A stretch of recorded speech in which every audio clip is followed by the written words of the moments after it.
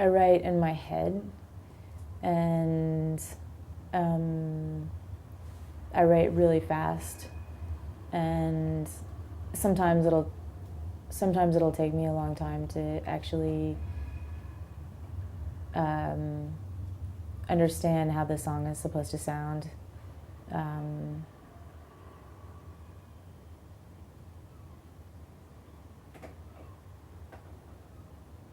But sometimes it's really direct. Like some of the songs on the record I wrote, like the whole thing was completely done in 15 minutes. But some of the songs, like I heard it in my head, and it never changed from that first moment that I heard it. But it took me, some songs it took me like a year and a half to be able to understand how I could recreate that one moment. What do you hear then? Do you hear the whole song structure, or do you hear the melody, or? I usually hear the feeling and the melody, and basically usually the instrumentation is all very obvious from the very beginning.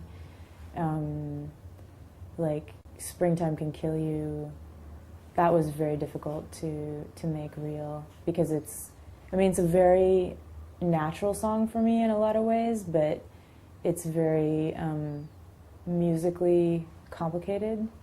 So it was difficult to find the right bass player for the song. It was difficult to communicate the rhythm to the drummer, because like I had to basically like beatbox it for the drummer. I was like, yeah, it's supposed to sound like this, you know? Okay. So, and I don't play anything on that song. So I had to like communicate from my head to the band, you know. So that was really cool. But you know, like I'm really glad that I have a band that I can use like that. But it was pretty challenging. And you're satisfied with the song, how it turned out with the first initial thought you had in your head? Well, I think I'm not necessarily satisfied with the recording, but I'm satisfied with the song. Okay, yeah. No, the song, like before I actually get it down, it doesn't really evolve. It's all about being really precise to try to remember the feeling of that one moment. And that frustrates Brian Miller, who I work with, because he's used to a more experimental type of writing. But like that's like when I write something, I just stay to the original vision.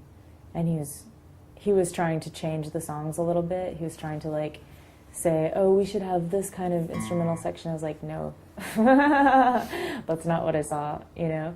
So yeah, I think it's a bit of a strange way of working, but it doesn't change until it exists.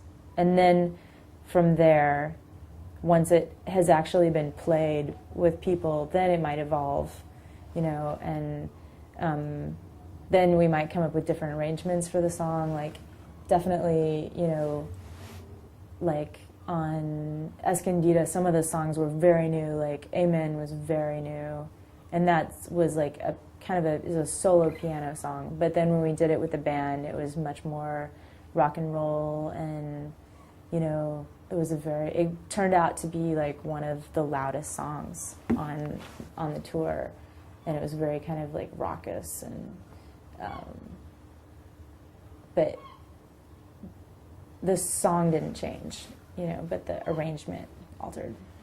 And do you have what version do you like best, or is it just where you are on stage? You like the? I like just to let things happen live, and I don't have an opinion. I usually don't have an opinion about that kind of thing. Okay.